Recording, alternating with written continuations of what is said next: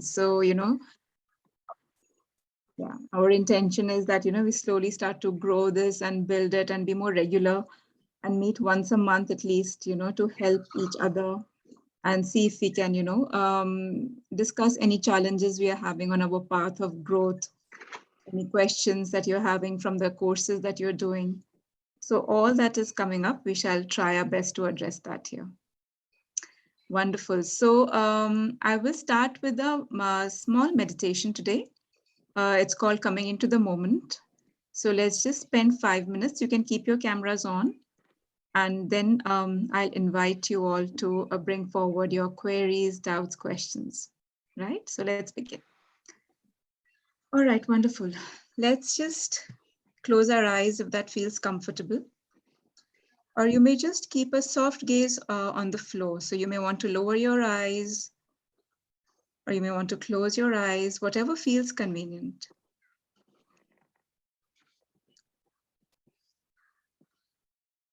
And just connecting with your breath.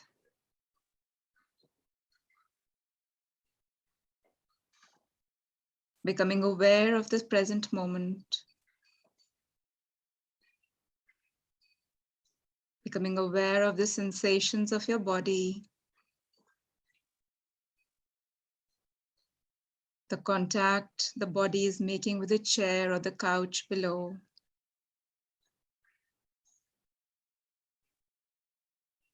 Noticing how the feet are right now.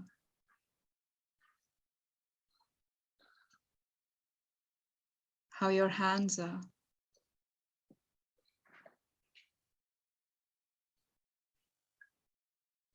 And connecting with your breath.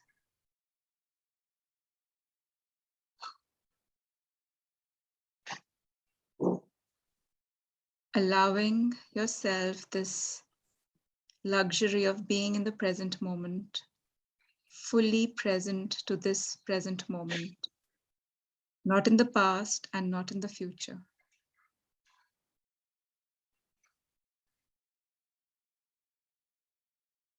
And as best as you can, moving from the head to the heart. It may help to place your hands gently on your heart space.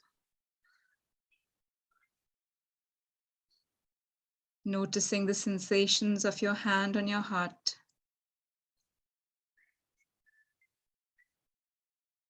Noticing the beating of your heart against your hand.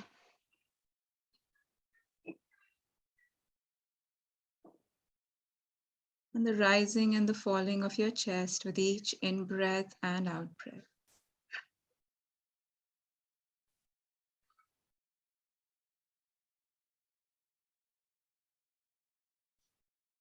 And just experiencing yourself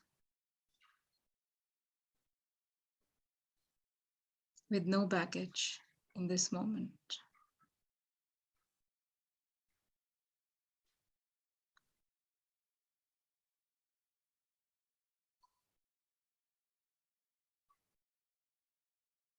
And now expanding your awareness to include all of you, your surroundings, the sound of my voice, the laptop or the phone in front of you, and just becoming aware of your surroundings. As you open your eyes and reconnect back with the group here. Moving from the head to the heart, to the surroundings. And taking a deep in-breath and letting go. And noticing how you feel right now.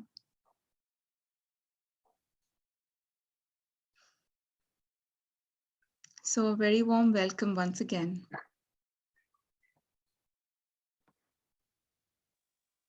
Thank you, ma'am. You're very welcome, Girishji. So I would like to now invite any questions that you may have, any thoughts that have been going through your mind. You've taken out the precious time of your day in the evening today actually for you. So please tell me, how are you feeling? How are you doing?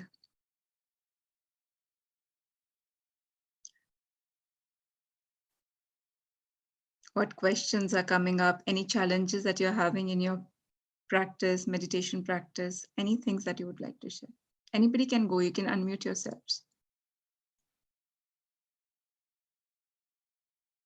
Manojji, boliye. Can I? Yes, please. Happy evening to you. Very good evening to you too. No, happy morning. You all got a morning, na? Mine is actually in between. It's afternoon. It's 3:40 p.m. Okay. It's 3:40 here. Yeah. So yeah. Like, I just wanted to find out. See, I had a one stand in my heart, which is last year done. And there is the course of medicines are there. Can I not reduce or eliminate the tablets for that? Okay. So you've had a heart, is it a I had a angioplast, and they found that there's some blockage? so and there's a one stand only that has been. And you're on some medication, Yeah, but yes. like ecosprin and everything. Yeah. What do you want to reduce? Any particular medicine? Have they given Not you? see, earlier, nearly 10 years, I had not taken any medicines. Yes. So you're finding it hard to come to It's not terms a with the question of fact. heart or not. But I just want that which can we not stay alive without the medicine or some way where they So typically medicines are given to support you now because you've got some stent placed, isn't it? yes, yeah. But So, how long? well, it could be for some time. It could be for some time because now what happens is because the body needs a bit of support. You could be perhaps on some blood thinners, you could be on some, other medications, supporting medications. So I would recommend don't stop anything without consulting your cardiologist. It's very important not to stop anything. It's important to ask them what medications are being given for what. They say no. Exactly. So you can ask them, what medications am I on? Why am I having this medication? So you have all the right to know what medication is for what. And if you feel Okay. that in any particular space you're feeling better, then you can stop that. So for example, sometimes we give a medication for, antacid, like omeprazole or some kind of an antacid is given because of side effects of certain medications which are given post-stent. They cause a lot of gastritis. So, if you're not having any gastritis and you don't have any discomfort, then maybe that medication can be stopped once you speak to the doctor. Okay. And but it's always because a lot of times medications also have a role to play in our surgeries and our well-being. So I would say that don't get disturbed because you're having medication. What I teach when I do the program on mind body medicine is whenever you're taking a medication, have it with a lot of gratitude. Okay. Don't think it's something that you're doing grudgingly. Do it very lovingly instead of grudgingly, and do it with a lot of gratitude. So when you're having that, like just the way you eat your food, it's benefiting the body. So just similarly, when you're having your medication, have it with a lot of goodwill and gratitude so that the side effects will not happen. So even with chemotherapy, we do that. It's a whole exercise we do. Okay. So do it with a lot of reverence. But yes, by all means, speak to your doctor. Ask him or her, tell me, why am I having this medication? मैं क्यों खा रहा हूँ ये? और अगर ये कम करने का स्कोप है क्या? Is it possible कि हम इसको 6 महीने में reduce कर दें या नहीं करें? So you have a conversation with them, but never ever reduce any medication on your own, sir. Okay. Yeah? Thank you. So just change your attitude. But accordingly, how long I should have this? That your cardiologist will tell you. But you have to change your attitude towards the medication. Don't take it grudgingly. Take it with a lot of gratitude and acceptance because it's helping the body at some level. Okay. Isn't it? Okay. So that will change. Then it will not even bother you that. But I understand what you're saying. So yeah. Thank you, Nupurji. My pleasure. Thank you. Thank you, sir. Thank you.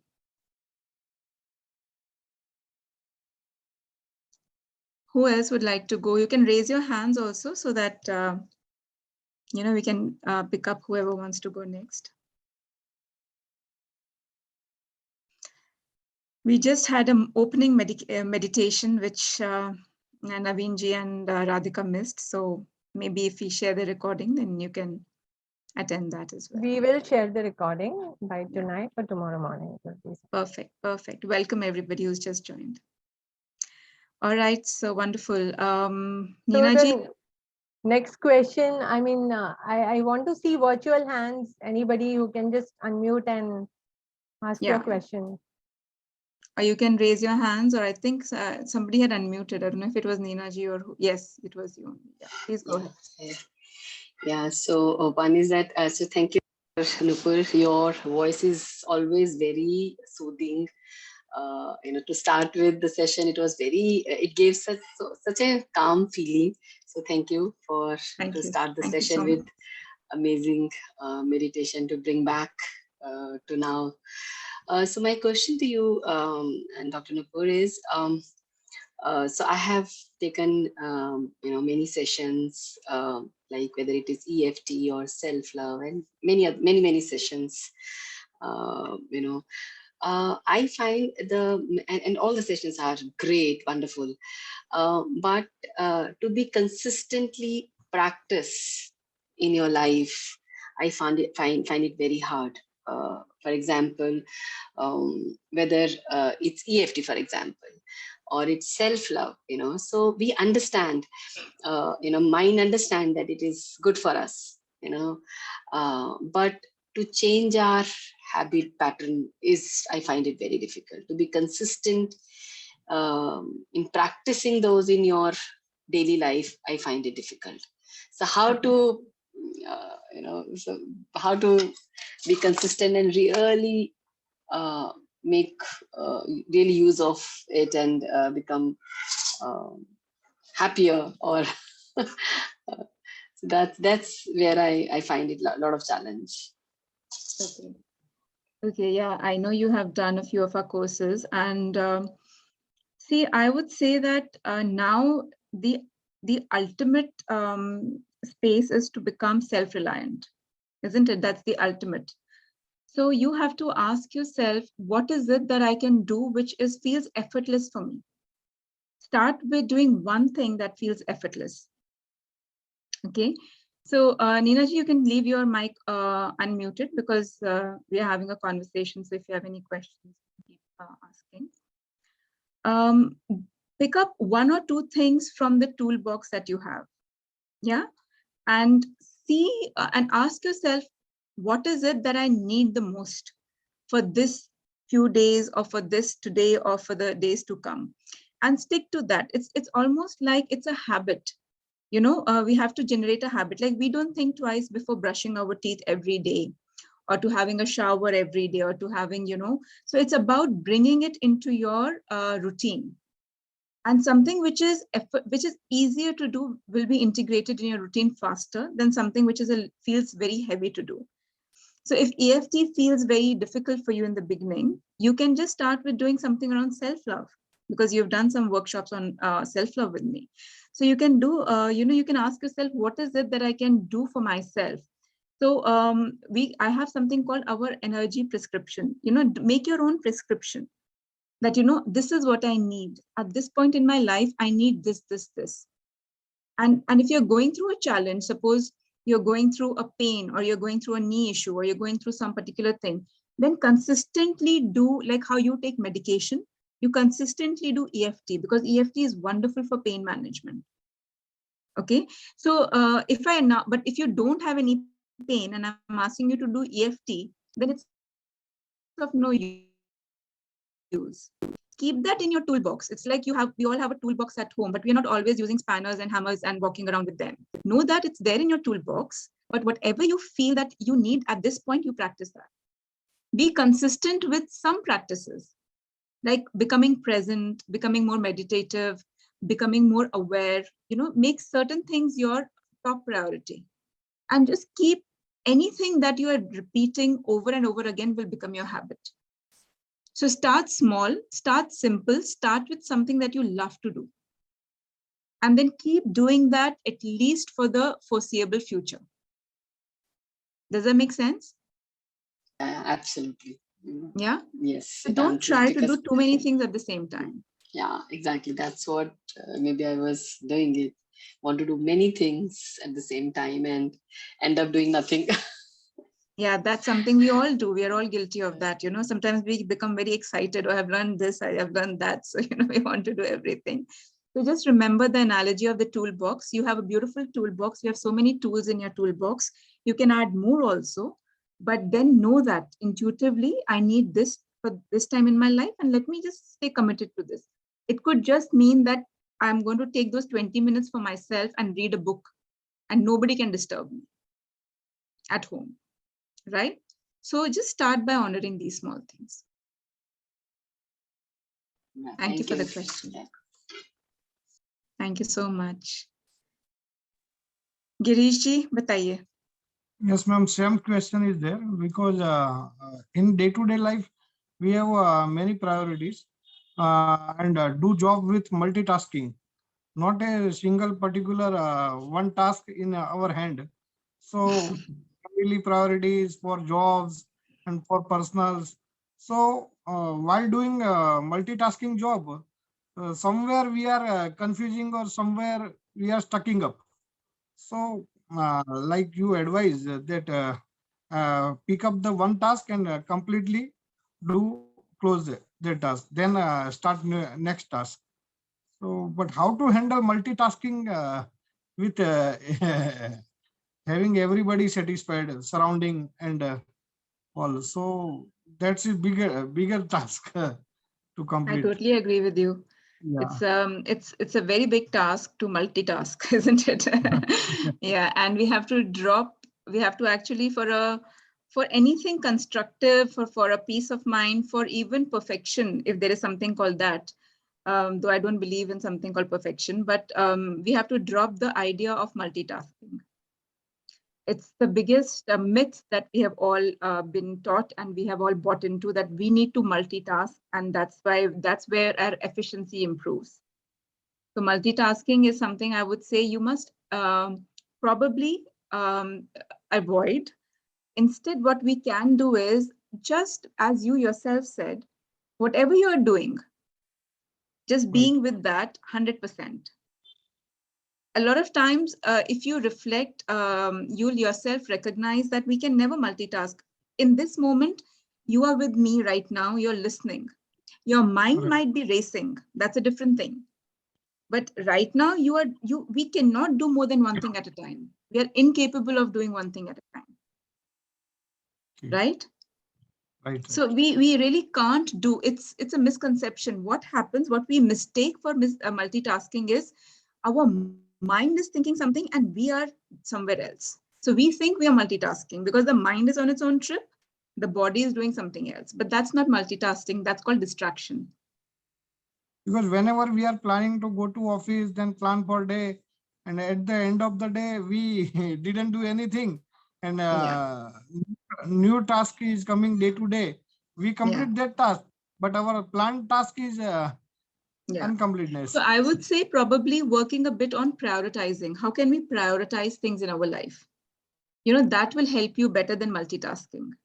So Right. each day, perhaps setting some time aside that this is a priority. Even if you had planned to do something today, but something has come up urgently and you Yes. know that needs to be delivered first, that will be your priority to attend to.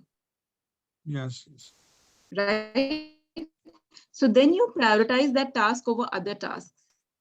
But don't feel upset about it. Oh, I hadn't planned to do this, but that was needed to happen, isn't it? We call it the accident and emergency department in a hospital. So when the emergency happens, I'm just getting a message, my internet connection is unstable. So if you can't hear me, just apologies for that. So it just means that sometimes we have to be ready for those kind of emergencies in life. But on a routine, plan your day in such a way that you have some time for the scheduled tasks, some time for unexpected also, and you give yourself some freedom. Sometimes we overbook ourselves and we kind of think we can do more than we can. So don't set up yourself for failure, I would say. Be realistic. And I sometimes it's sometimes we need to learn to say no. I always say that in my coaching sessions. Sometimes we can't do that much. So it's okay to say, no, I can't do this today, whether it's to yourself or to your team or to your family. I will do this tomorrow, or I will do this as soon as I possibly can. You are unburdening yourself from the pressure of it, right? So I would Yeah, just say, prioritize, give priority to things in life. Set aside time. It's okay. Sometimes you have to do things unplanned. That's life. That happens to all of us. And then sometimes saying no, that I can't do this, and that's okay. Sometimes we are not used to saying this no word is not easy for a lot of people who are, workaholics. So I think saying no is also important. great, great, ma'am. Thanks a lot, ma'am. Thank you so much. Thank you. Dr. Nupur, I have a question. Yes, darling. May I? Always. You muted yourself now, Ashmita. Is it possible to stop thinking, and is that the aim of meditation? I mean, meditation ka wahi aim hai ki the person should stop thinking completely. What is it like? I wanted to. And also, how do I get into a routine of doing meditation regularly? Because sometimes I tend to get lazy. And how do I get that in my routine? So these are my Right. concerns. So I'll start with the second question first, that anything in life that you feel is important for you, you don't need to think how to do it.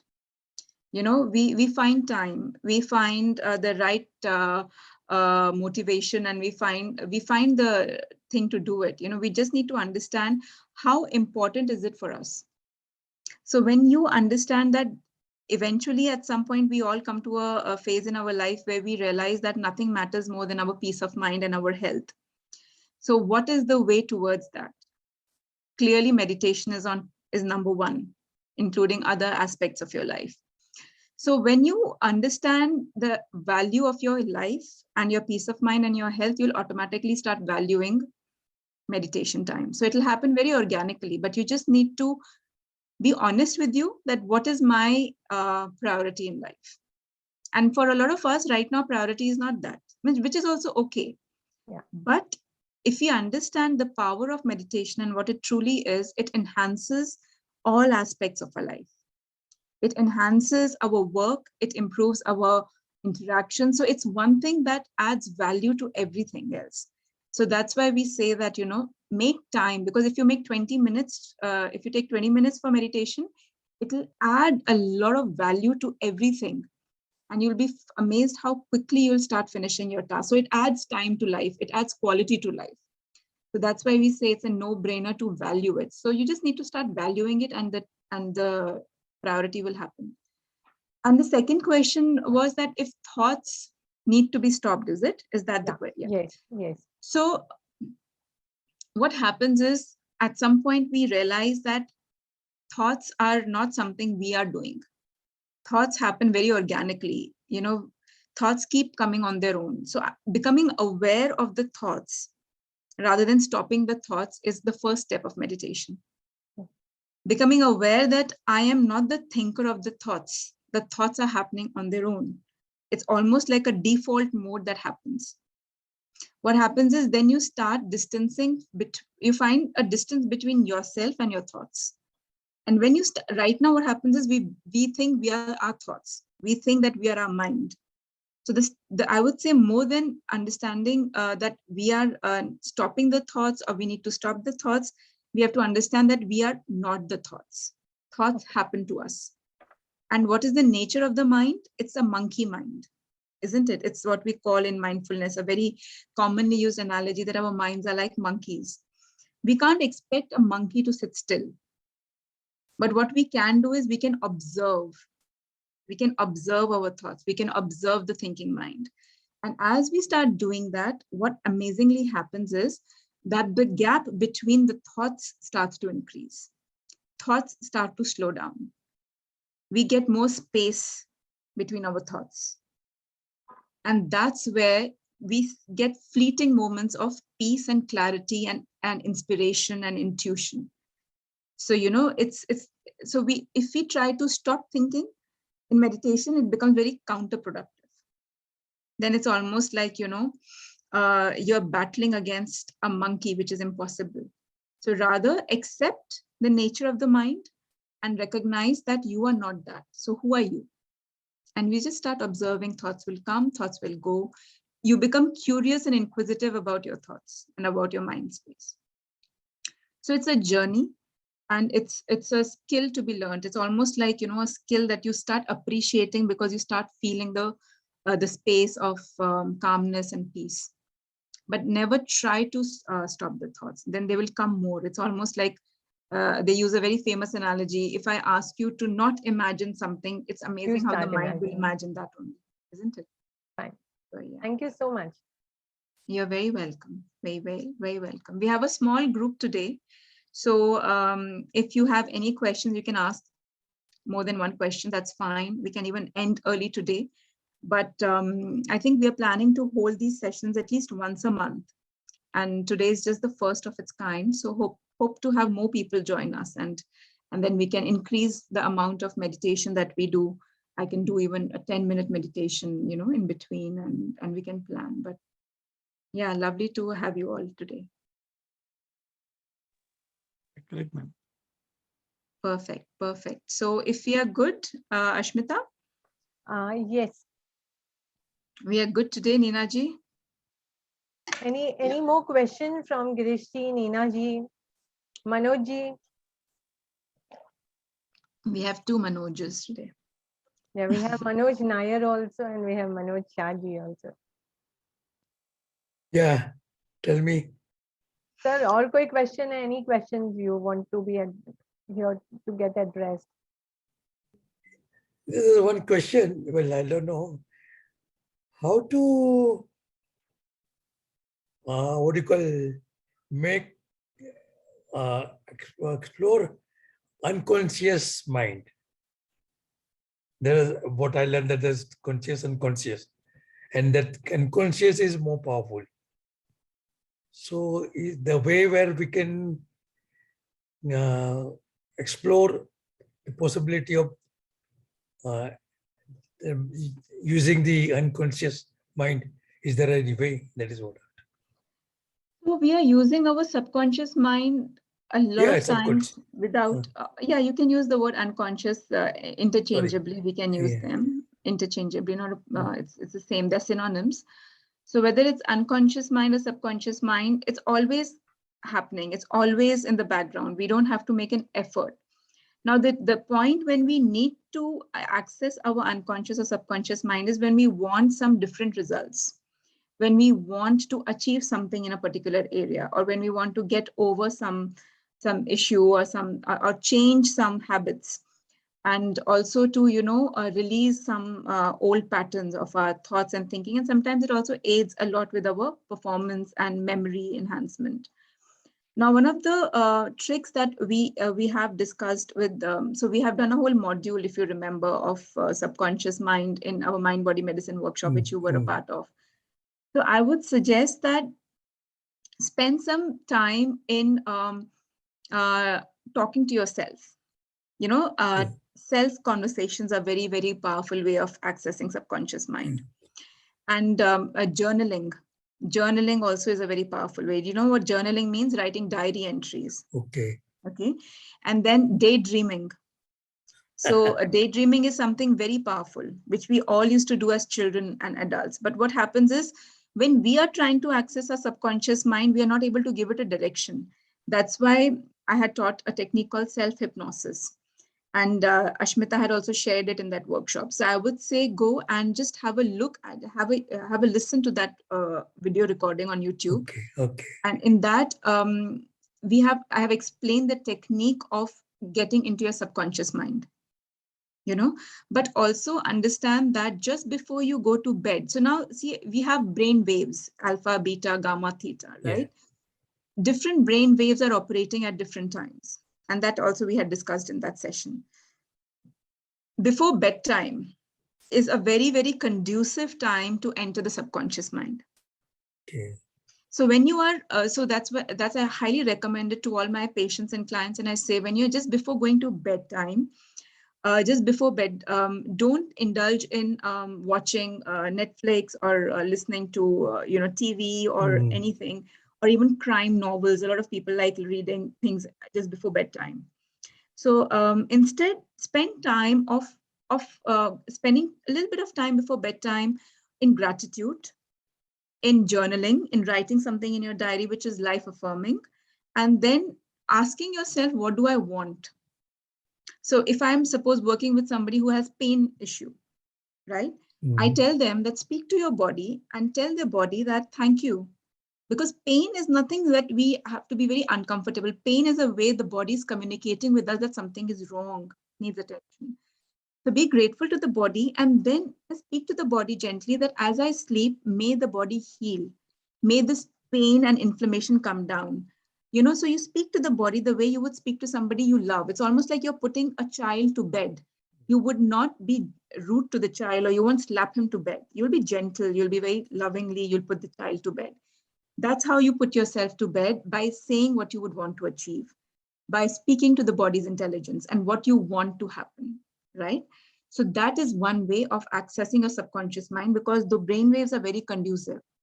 And another way of doing subconscious work is through affirmations. Okay. Right? Anything that's repetitive gets recorded in the subconscious very quickly. You know, it needs a bit. So how does subconscious mind learn or absorb things? Through focus, through suspension of belief, and through repetition. Okay. Okay, so a child is very, very suggestible because they don't doubt anything. They believe everything. So they absorb. And then repetition. If they keep hearing the same thing again and again, it enters their subconscious very quickly. They don't doubt it. So you can do affirmations repeatedly. And the next way is to see somebody who specializes in subconscious mind reprogramming. Right? And self-hypnosis has been taught very in detail on that YouTube video. If you can't find that, just message Ashmita and she'll share it. Okay. And Okay? thank you very much. My pleasure. And I'm grateful to you. Thank you. Nupur, it'll be nice, Dr. Nupur, it will be nice if Ashmita can post it in the group. Because I'll do also that. like I'll do She'll that. send it to you. So maybe she'll thank send it to you. Girish, Neena ji, and Manoj. I will send it to Thank you. The video particularly, a link, I'll send it to you. Yeah, we'll send it. Thank you so much. And if you have, or if any of you have any doubts on how to do that, self-hypnosis is a very powerful tool. And also Manojji, visualizations. You know, when I say daydreaming, I mean visualizations. You know, Okay. so power of visualization is also a very powerful way of accessing your subconscious mind. Okay. A lot of athletes do that. You know, it's called positive mental rehearsals. So it also helps in recovery a lot. A lot of war veterans, when they have lost a limb or they're not able to walk, they're in rehabilitation. So they are taught positive mental rehearsals where they see, suppose their arm is not lifting. So then they do physiotherapy, but they're also taught to visualize seeing their arm lift by 0.5 centimeter, 1 centimeter. They are seeing themselves holding a cup of water. So what happens is we activate the part of the brain through the power of visualization. And our brain doesn't know the difference between real and imagined. So it thinks it's happening. So the power of visualization is again a very potent way of accessing. Okay. Thanks. I've given you many ways, but practice at least one. I don't want you to feel overwhelmed and not do even one of them. That also happens. So pick one of them. Okay. And, try doing it. Okay. Thank you. My pleasure. Wonderful. All right. So everybody, thank you so much. I think if there are no other questions, shall we call it an evening? Girish ji, how to connect with soul of family members who are not alive with the help of meditation? Let me read this question. If true, then please guide. Okay. So Girish ji, I would say that souls are energy, isn't it? So we connect with them through the power of our intention. We connect with the souls of the departed ones through the power of our intention and through love. And that's all that you need. And the belief that you are reaching out to them. And you can ask for signs. Sometimes we even get signs from them. You can even ask for certain things that if you're listening to me, give me a sign. Or maybe I love a butterfly, a red butterfly. May I see a red butterfly? May I see this? May I see that? So I would say it is possible. All that matters is your belief. I could be speaking to somebody on this forum who does not even believe there is a soul. Right. And for them, the story ends there, isn't it? Right. But for somebody who believes that there is a soul, all that you need to do is connect with your heart space, reach out to them, and just say what you need to say. Communicate with them as if you were communicating with somebody standing in front of you. And say whatever you need to say. Ask for blessings, ask for guidance, and just trust it. The only difference is you and me, we can see somebody at whom we can touch. But these souls, now the souls are energy. But they can still communicate with us, but we need to ask for signs. And if we don't get any signs, we don't get disappointed. We just trust. Yes. So Right. trust is one of the biggest component of communication with souls. Right? Yeah. And Yeah, I yeah. would say, read probably more on this topic if you want to connect with certain, good authors. Like one of the books is right now next to me is a book called Messages from Masters. It's by Dr. Brian Weiss. Mm. And this is a beautiful book in which he's a very well-known psychiatrist. And he had a patient who got regressed in a past life. And she started channeling master spirits. And these master spirits give us a lot of wisdom, a lot of insights into the journey of our souls. So Dr. Brian Weiss is a very good author. Michael Newton talks about Journey of Souls. I think if that's the name of the book, if I'm mistaken, we can just Google that and check. But yes, so read a bit more about this if that interests you. But at the end of the day, just trusting and it'll happen. Well, sometimes whatever happened and gone, we recall it in our memory. So might be we have seen these things gone in our past history, और हम लोग पहले भी experience कर चुके हैं करके ऐसा होता है कि भाई ये जब अभी अभी हुआ है पर इसको हमने पहले भी सपनों में या कहीं पे पास्ट मेमोरी में देखा हुआ है करके. सो माइट बी मैंने बोला कहीं पे ऐसा कनेक्शन का कुछ ऐसा साइंटिफिक रूल होता है तो शायद क्या है कि कहीं हमारे पूर्वज जो भी है माता पिता उनसे कनेक्ट होके शायद उनका कोई इच्छा या वो है तो वो हम लोग पूरा कर सकते हैं.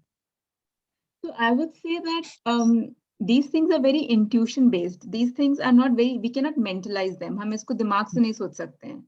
ये चीजें महसूस करने की होती हैं. These are very, felt things, heartfelt things. These are very intuitive things. कि एक कहते हैं हमें इन्हें कहते हैं हम knowingness है, एक intuition है, एक आभास हो रहा है हमको, या हमारे जहन में कुछ आ रहा है. इनका कोई logical explanation, जबकि even though now science has proved that souls exist, that we are energy, we are not just the mind and body, we are in a field of energy. So I would say just trust your intuition, but also be very mindful that you get the right guidance on this path. Because sometimes, because it's not something we can, not all of us can understand it on our own. So it'll be good to get some guidance and some right way. And trusting what's coming to you, but also getting some guidance, because so many things can happen, and we can interpret things in the wrong way. Anything that feels right in your heart is usually right. So more than the mind, I would say go with your heart in these conditions and your gut. Great. Thanks a lot. Thank you. All right, Ashmita, have you missed any question in the chat? Answered everything, most of the chat. Okay, And wonderful. I have also pasted the link to our hypnosis session, which we had done in the past. I have put Okay, the link. perfect. So if So anybody maybe wants you can to copy paste it from the chat if you can, and if it's somehow not accessible, just message Ashmita. I will have it sent to you. All right. Such a pleasure So- to have everyone. Yes. Thank you so much. Thank you so much, Dr. Nupur. It was always Thank you. pleasure to listen to you. Thank you. Ashmita. Likewise. Thank you, everybody. Thank you so much. Have a Hare lovely evening. Krishna. Thank you. Thank you so much. Namaste, Hare Neena ji. Krishna. Bye.